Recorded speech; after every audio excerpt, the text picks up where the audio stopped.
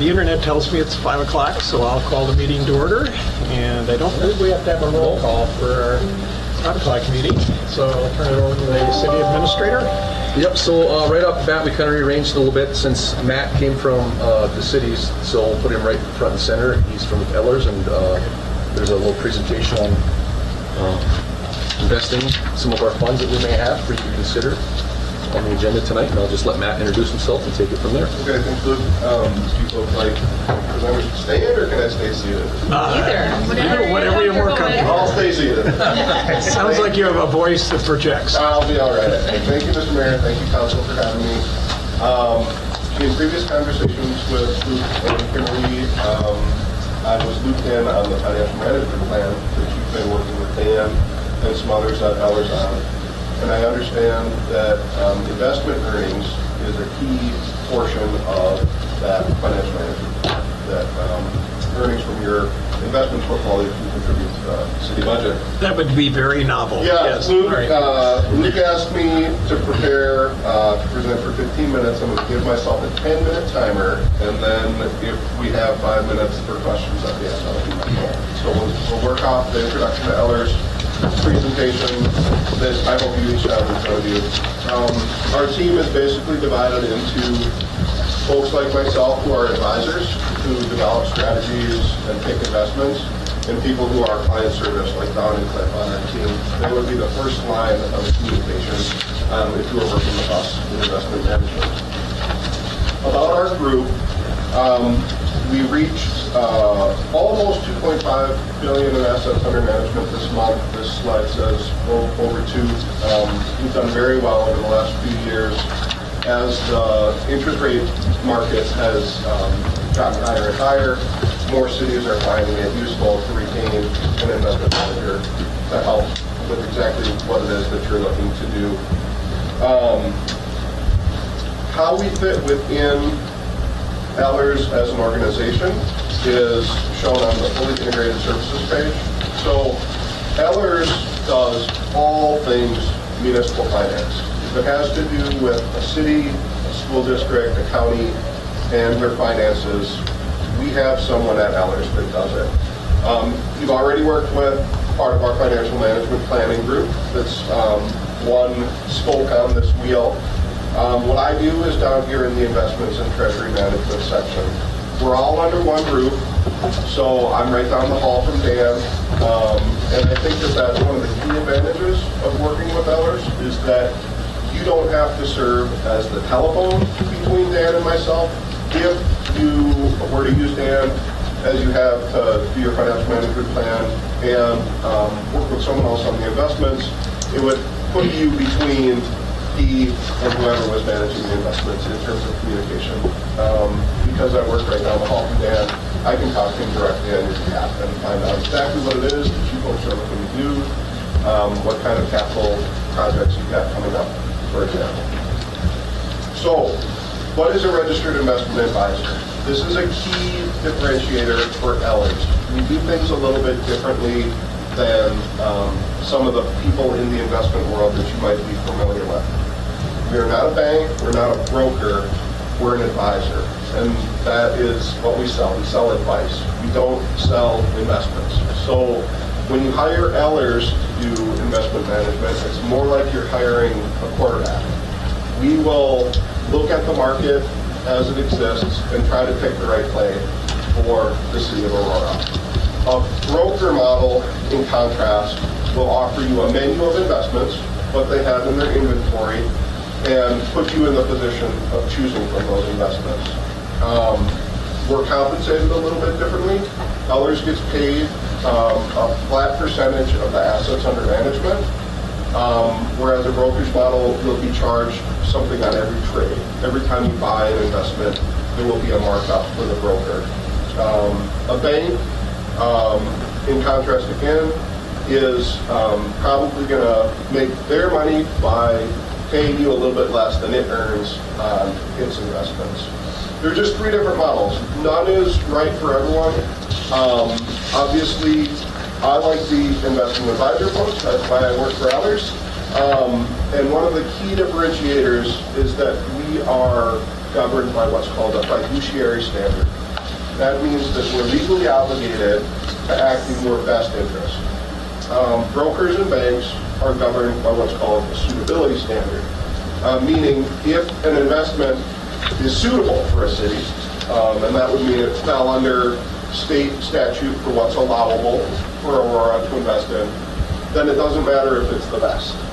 But that's the difference, is that a fiduciary needs to try to know you, what you're looking for, and act in your best interest, whereas a suitability standard, if it's suitable, that's good enough. I think that's one of the key differentiators, is that fiduciary standard.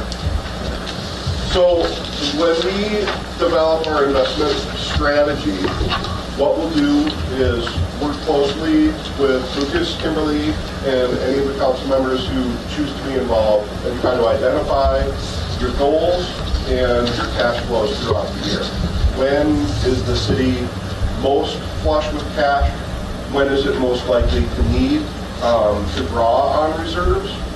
And we will construct a portfolio that targets investments to mature at those vulnerable points.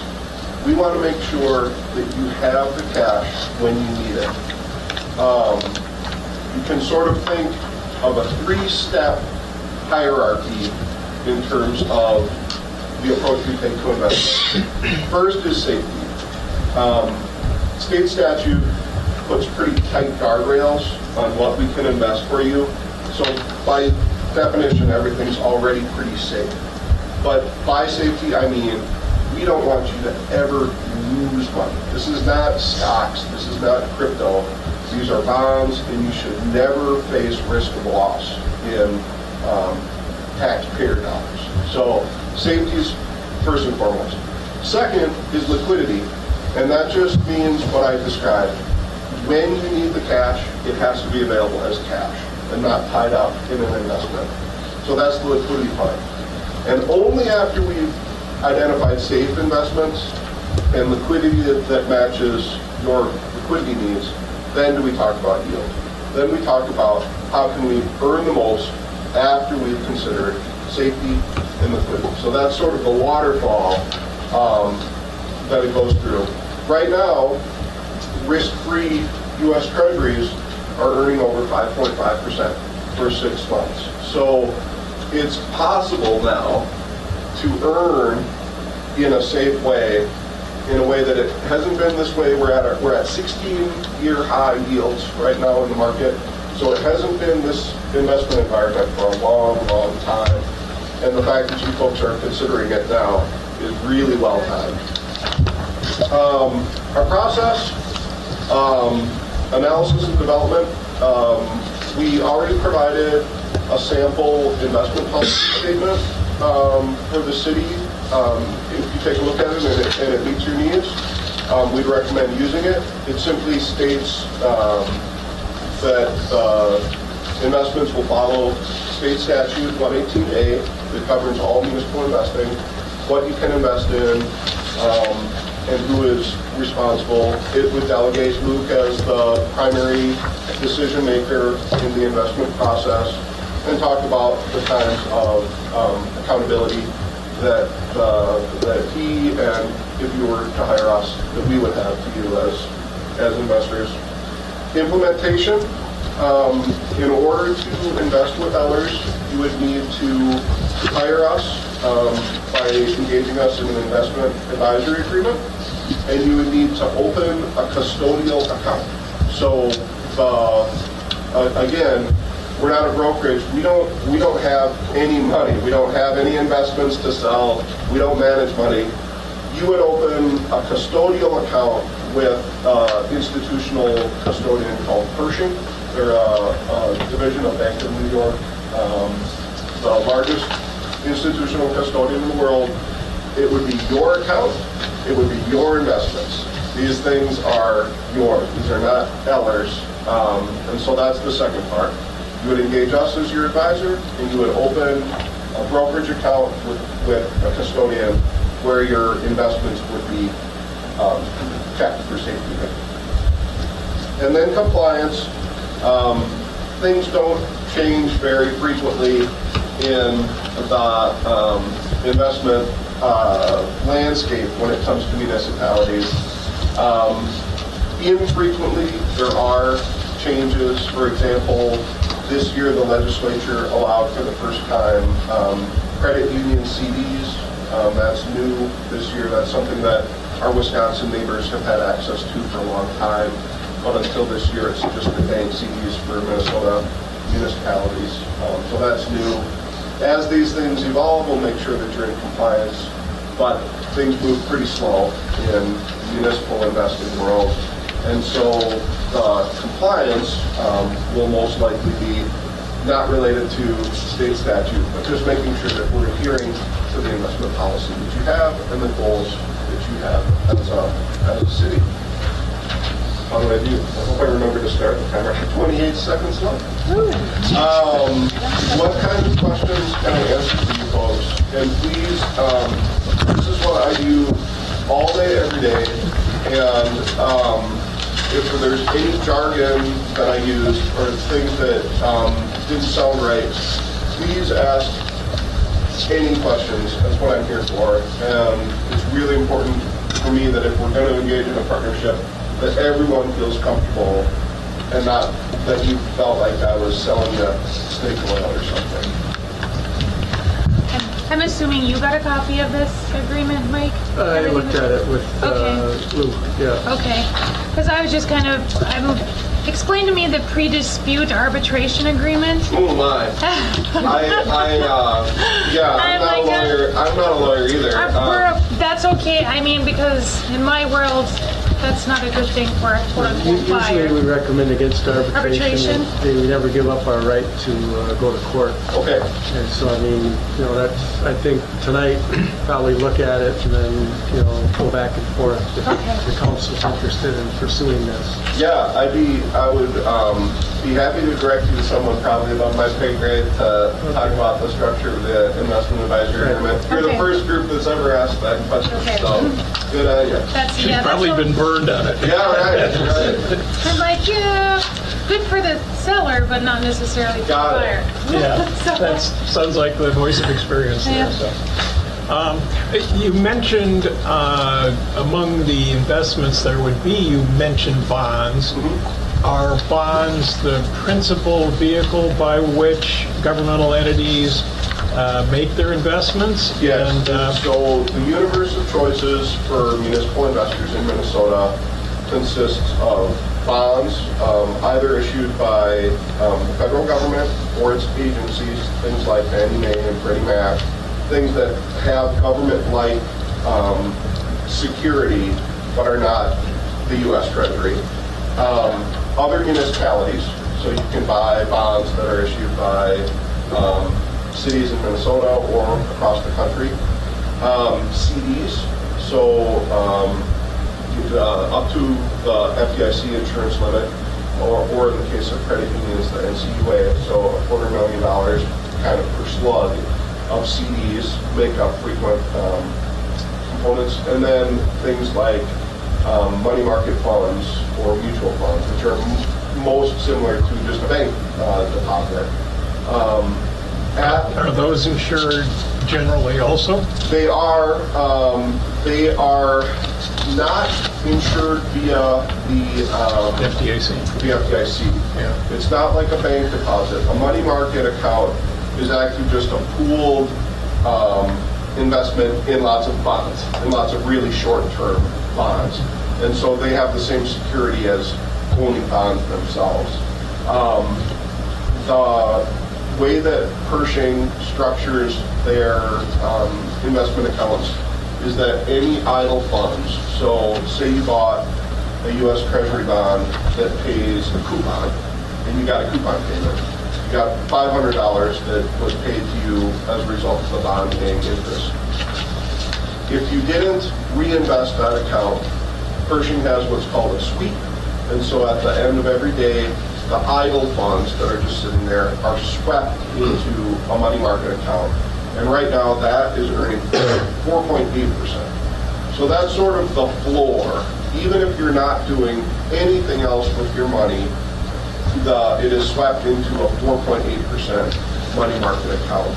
But yeah, usually the investments are CDs and bonds. Yeah, so I guess I'm trying to figure out if we could get in today's market, Yep. 5.5 on CDs. Yep, on treasuries. Yep. And secured. Yep. What, would that be an acceptable exercise of our options to do that? I mean, 5.5 is like going into a Maserati from our Yugo compared, things. So, I mean, one could be more ambitious, obviously, and look for investments or something, but that would continue to be an option, though, through your services if we decided to go, say, that most conservative of routes? 100%, yep. And we would never want to put you in a portfolio that didn't feel comfortable to you as the city. That's not our goal, is to push you outside of your comfort zone. Our goal is within the constraints that you provide us to make as much as we can, given that. I have several clients that only hold treasuries in their portfolio, and many clients that really like CDs as well, so that they have FDIC insurance. I used to work with the state and I got into some matters that were financially, and I know that some bond issuances that we did or were involved with, let's put it, they were sold at a discount to certain firms, which then sold them on or passed them on to, and the fees came in terms of discounts. Yes. And there was a strong, obviously, propensity when giving advice to steer them to the ones for which they acquired them at a discount. Yes. Does that fit? How would that play out in your scenario that you just described earlier? Yeah, so what you're describing is a brokerage model where they're going to get paid for the trades that they make. We don't have any commissions. There's no difference in how we get paid for what kind of bonds you buy through us. We charge 0.25% of the assets under management.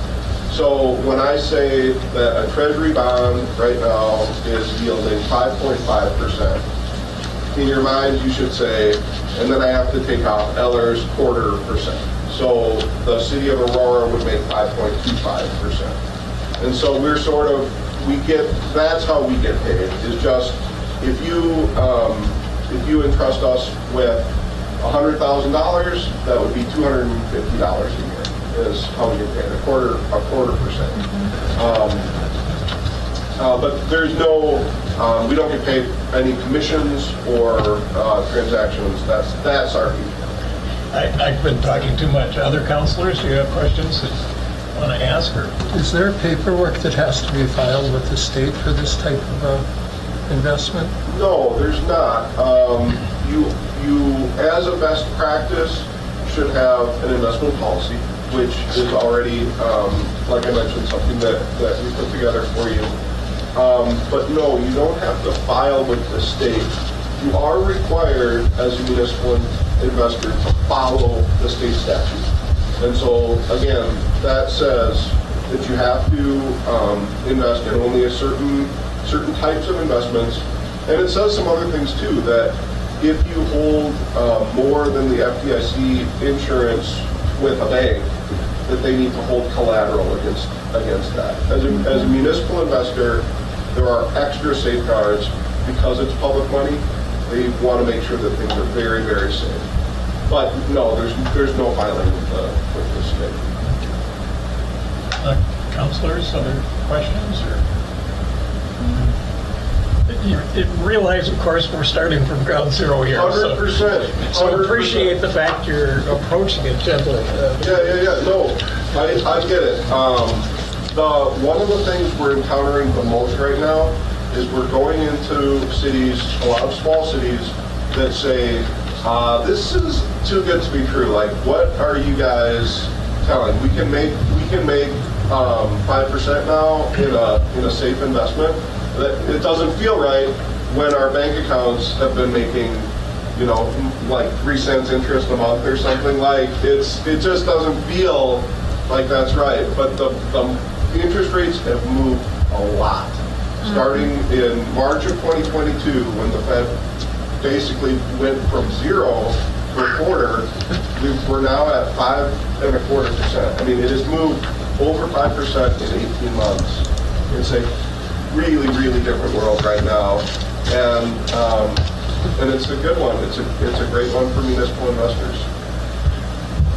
One question I've got, about how much money, based on our records that, your colleagues all analyzed and everything else, I didn't really pick up on what are we talking about in terms of a corpus for investment, that realizing it would have to be tailored to what our cash flow needs are. Right. But So I was looking at your financial management plan right before we started here, and I'm sure I lost it.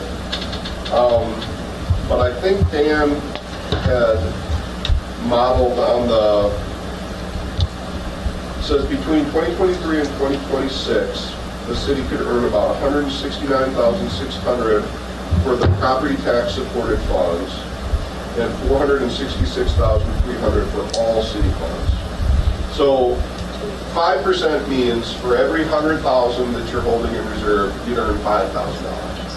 So it all depends on how much you are able to hold in reserve. But that's the type of return we're looking at right now. I think those numbers were over the full 3 years. yeah, I was going to say over 3 years, so about 50,000 a year or something. Yeah, So from the property tax supported, and about 150,000 for all city, for all reserves. well, I'm sure the taxpayers would be relieved to know that we won't be going to them for the equivalent amounts if yeah. we're doing things. So that goes about. And Darwin Jean's over there doing the math. Yeah. Okay. What did you come up with for these- corpus, or what are we talking about? No, I was Is it just- like 300,000 or something? For a year. I was just doing for a year. I didn't do for a over. year. Yeah. Are I was these kinda like spider doing funds math. that they invest in? No, so a spider is a kind of equity investment. State statute prevents any sort of stocks. So when you see the S&P 500 in the news, that is more for our personal 401ks than it is for state. The municipal investors really need to stick to those bonds that are more like a loan. You're giving a loan to the federal government or a loan to another municipality, or in the case of a CD, you're basically giving a loan to the bank, and they're holding on to your funds, paying you some interest, and then giving you your money back when the CD matures. But you said they're liquid? The type of investment determines the liquidity. Treasuries are extremely liquid. CDs not so much. Yeah. U.S. agencies are somewhere in between the two. But a lot of our clients have exclusively treasuries because they're very easy to sell. And I help them buy and sell them all day, every day. That's what I do. They're very, very liquid. But yeah, to get a higher return than treasuries, the trade-off is it's going to be harder to get cash quickly from that. So that is why we have the conversation about what is the most cash you might need on a week's notice, because that's what we have to have in treasuries or in reserves, just cash reserves. You can get the cash, but there would be an early withdrawal or a penalty You or can something get like the that. cash in these types of investments. What we do, it would be there's no withdrawal. You have to sell it. So you have to find a willing buyer, and chances are the price that the willing buyer will pay you is not what we want to get. It's a haircut that we don't want to accept.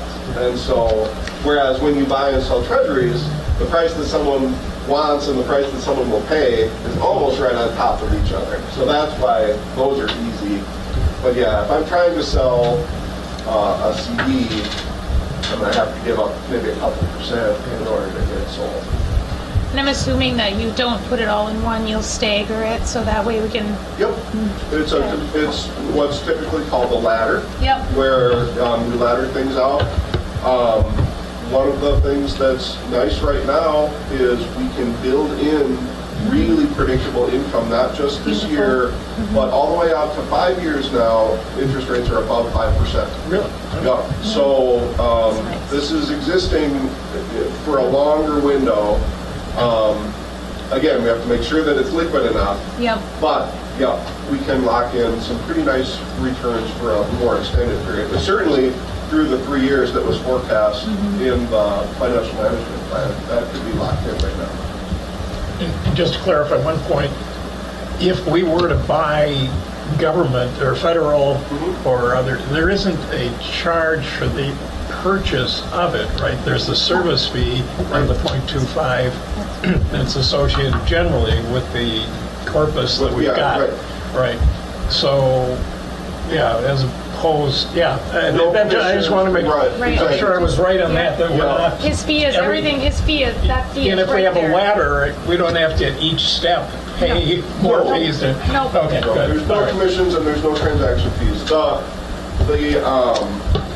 So Pershing maintains a market for us for treasuries, for example.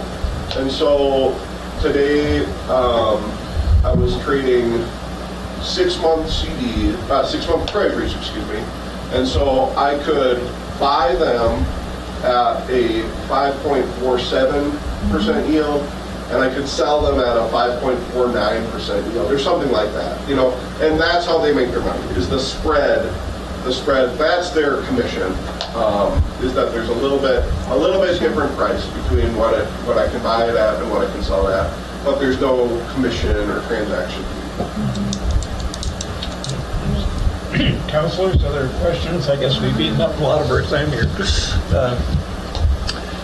Thank you very much. My pleasure, guys. I thought you did very well with your time management. Oh, great. Well, I'd love to work with you. This is what I do. It's very rewarding right now because, when I'm working with school districts, we're talking about teacher salaries. When I'm working with cities like yourself, we're talking about whatever it is that you're trying to do for your constituents. It's a nice environment to be doing what I do, and so I'd love to do it for you guys too. Thank you. Thank you. Thanks, Matt. City Administrator, I think we've got enough time for Jen, if you want to do your report. and I'll then go we'll faster follow than that. September did.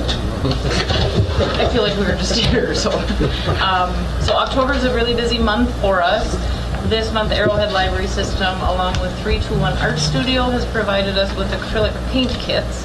You can pick one up at any of the Arrowhead libraries, and they include the canvases, paint, and instructions to create beautiful artwork. There is a limit of one per household while supplies last, so hurry in to grab one and channel your inner Bob Ross. We are participating in the Celebrate Aurora sponsored Pumpkin Fest this year. We're super excited about it. We started decorating today. This will be Saturday, October 14th, and the library will have make and take face masks and treats from 10 to 2. Our fall book sale is set for October 19th, 20th, and 21st. We have a large selection of books, as well as a new silent auction this year. So you can come in and bid on themed baskets and other items anytime during the sale. Bidding does end on Saturday, the 21st at noon. We will be hosting Minnesota writer and artist Lynn Von Sien for her presentation on graphic memoirs.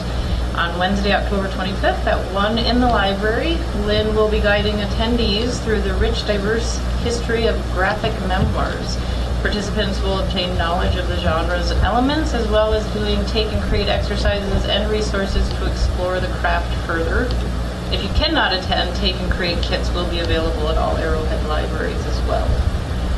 We'll be starting our Kids Connection group up again on October 26th. This is a time for caregivers to get together with their preschool-age children to play and network with others in similar situations. And this self-guided group will meet on Thursdays at 10:30. Our switch in hours has been a good change so far. We've been getting a lot of positive feedback on the Saturday hours especially, and I've been seeing a lot of people come in, so all good things so far.